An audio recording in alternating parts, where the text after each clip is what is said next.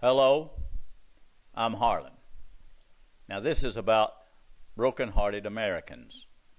I've watched for 76 years in this country, and I used to pray and pray and pray why people that I worked with and different groups of people seemed so broken-hearted.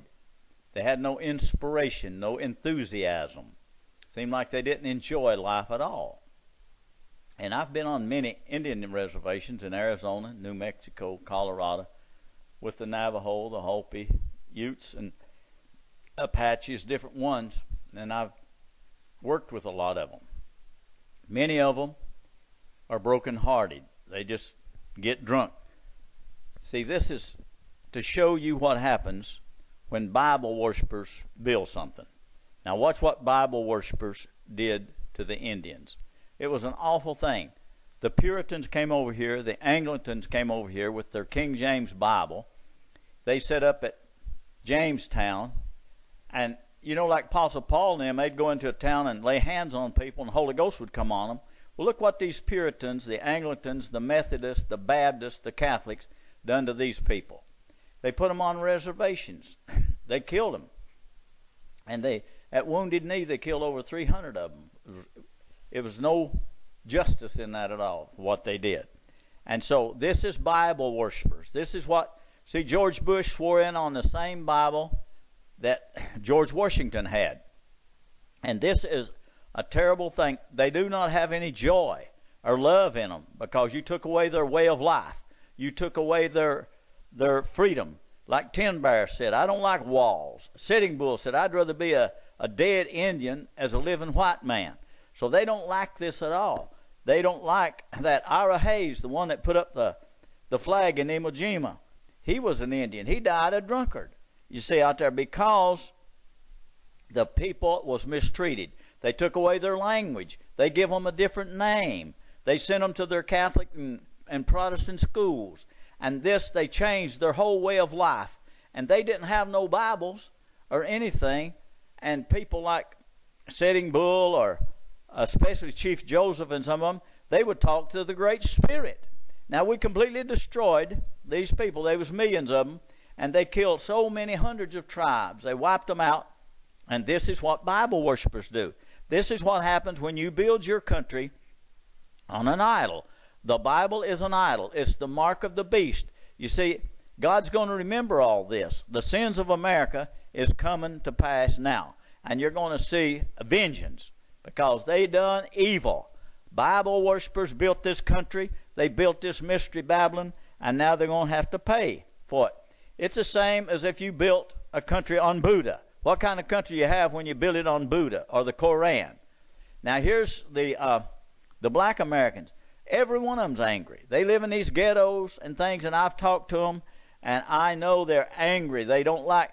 You see, I don't care if your name is Jordan or Winfrey or Jackson, or James, or Woods, or what it is. That's your slave master's name. When you sign that name, they don't like that. One named Clay changed his name from Clay to Muhammad Ali.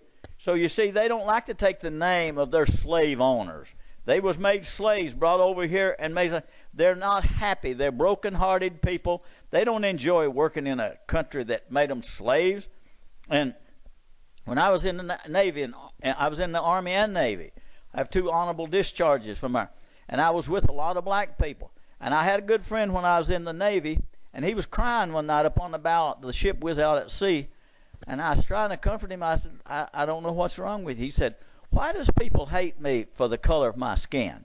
You see, they brought them over here as slaves, and still today there's hatred, hatred, hatred.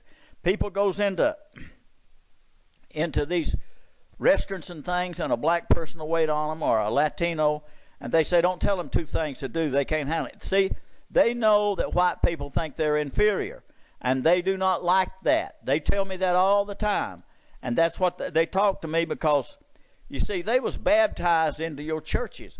This Bible worshipers gave them their names. See, every black person has the name. Your name should be Kunta Kinte or Barack Obama or something. Your name shouldn't be James or Washington or Jackson or something. That was your slave owner's name. So they are full of misery and pain. This is what worshiping the Bible and building a nation on a Bible does. This is the mark of the beast. They've taken the mark of the beast and they built their nation on a book instead of on the Holy Ghost. So now you've broke these people's heart, and I've talked to many of them. You broke their heart, and now America's broke, and now they're becoming the majority. The blacks and the Mexicans and the Indians and all these people, they're coming over here, and they have a voting block, and now they're going to break you, America, because you was mean to them. You broke their hearts. You took their land. You took their freedom. You took their life away from them. They had old Tin Bears. He said, I don't like walls. Sitting Bull, he didn't like it. And the black slaves, they did not like to be controlled by Americans, white Americans. And they hated that, and they still hate it. Now here comes your Catholic people. They come out of Spain, you know, great conquerors, the white horse riders. They come over here and settled this hemisphere, and they went into Mexico, and they captured Montezuma down there, and they killed a bunch of them, and they baptized them into the Catholic Church. Now everybody that's named Gonzales, Rodriguez, or Cortez, or Gutierrez, whatever your name is, you know that name come from Spain. They baptized you into their Catholic Church. And even today, the Pope can go down there and millions of them will gather around him because they don't know anything else. They lost their language, they lost their heritage and everything. So they become Catholics because that's what they're baptized into. But some of the Mexican people rose up here. Emilio Zapata said it's better to die on your feet than to live on your knees. And so he raised up against the Spaniards. So this is a horrible thing that happened to the Mexican people. And they don't like it. I've talked to lots of them, and they do not like the white people from the way they was treated. They took all of their land. They took about 7 states away from the Mexican. This is what you get when you build a country on the mark of the beast. They come over here with a book and said, our book is better than your God's. But they was praying to the Father of Spirits. So you see, this is what they done to them. They have destroyed this country. They built this big mystery Babylon, these white horse riders, these white Europeans that came over here and thought they had something. The only good Indian's a dead Indian, and they sold people like there's cattle, and now you think you're going to get away with it. Well, you're not. God's going to have vengeance on you. Now, if you think I'm illegal because I'm an ex and learned the true history, because you're in my homeland, I'm in my own homeland. See, this was theirs, and a stronger nation took it from them. So you're going to pay for all this, America, because you built a mystery Babylon up on this white horse rider, and you're not going to get away with it because they're fighting back now. You're broke, and they're going to break you, and troubles is coming. Suffering is coming because there's a lot of blood in this country.